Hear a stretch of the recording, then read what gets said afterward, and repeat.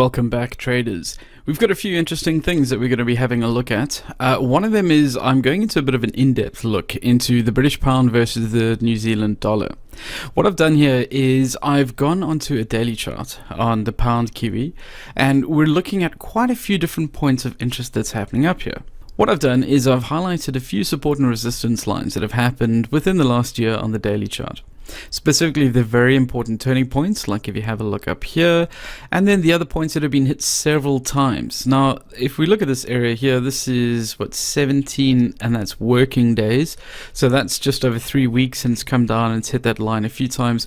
So this would be an important level, and we can see that it was hit here again over a period of 14 days, so that's just under 3 weeks. Remember, it doesn't include Saturdays and Sundays, so 15 days is a full 3 weeks. And then we're looking at where we are now, and we can see that while this section here was not hit perfectly, it is definitely some sort of range where we've had a bounce off a reversal in the market. Keep in mind that when you're looking for support and resistance lines, it's different on the daily than it is on, say, the 30 minutes. Because the 30 minutes is such a short period of time, a turning point like this might not be such a significant turning point because it's only really changed the direction of the market for a reasonably short period of time. But when you start looking at the daily points like this, this is a lot of time. If you look at from this high down to this low, that's nearly 2 weeks, and it changed the market's general direction for just over 2 weeks. So a point like this becomes very important. Now, there's a couple reasons why we like looking at lines like this. One of them is for future entry points on upcoming trades. Meaning, if we see that the market is starting to come down, let's say it comes down to this level here, and then we get a long pin bar coming off here, and we get some news confirming that the position should be turning long, then it would actually be quite a good time to jump into the trade. The other point is, let's say something happens right now, and we go ahead and we enter a trade, and we're starting to look at where could we potentially take profit, where is a good place to set our stop loss. We have these lines here where the market has moved before, so we know that they're important levels, and we can use that to see, is our potential take profit large enough compared to our stop loss to see if we should go for it. As an example, let's say we were to enter the market right now. Now, I don't see any reason to off this immediately, so I'm not going to. But let's say something lined up and it said, all right, it's time for us to enter a short position. I would then look down and I see, well, we've got this line over here, and that would be the next possible turning point. So slightly above it would be a profit, and you go ahead and you measure it and you see, okay, well, that's about 87, let's call it 70 to be safe, pips, and our stop loss would be all the way up here at, say, 170, 180 pips, and that's just not worth it. You don't want to be risking more than your potential profit. But let's say there was a potential buy position here. You do the same thing. You look at how much profit you could possibly get, and you can see, well, 170, 180 profits versus a 70, 80 risk. That does seem more worth it, doesn't it? Because then if you're targeting much bigger profits and losses, then you only need a 50% success rate to actually end up making money at the end of the day.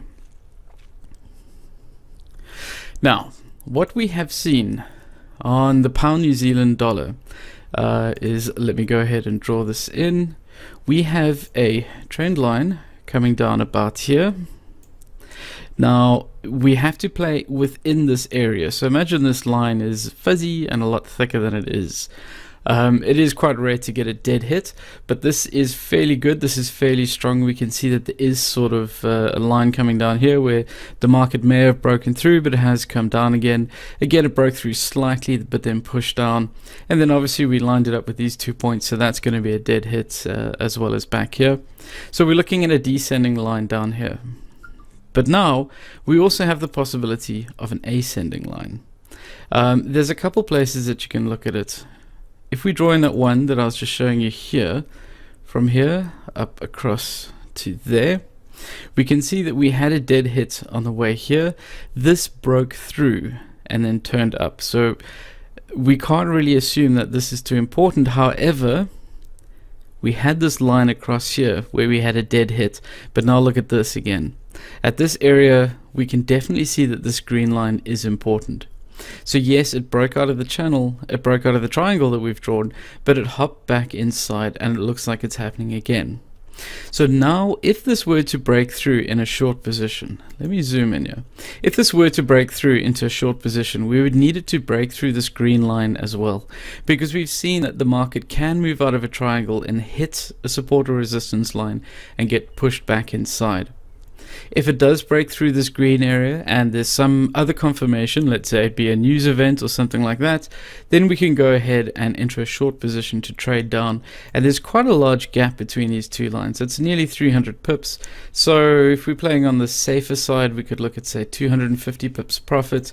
And that's if we enter a bit late and get out a bit early. We're still looking at about 230.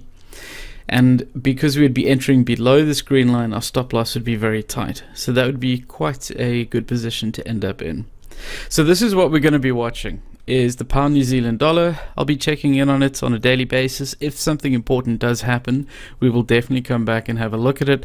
But for now, use it as a learning experience. Go ahead, load it up, put it on your daily chart, zoom out enough where you can see back until September 2017 and try and find these levels. You can go ahead and pause this video now and use this as a screenshot and see if you can find the exact same levels, and let me know if you find something else that's interesting, something that we might want to have a look at.